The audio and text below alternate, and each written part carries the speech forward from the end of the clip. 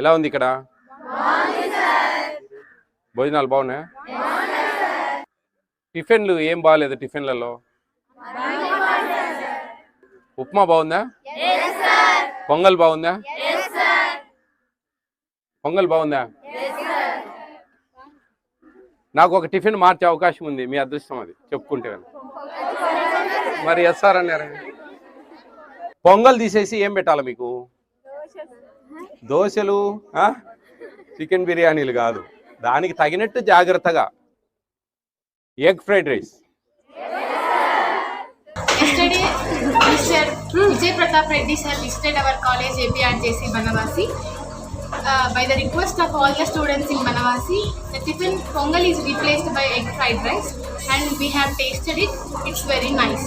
Thank you.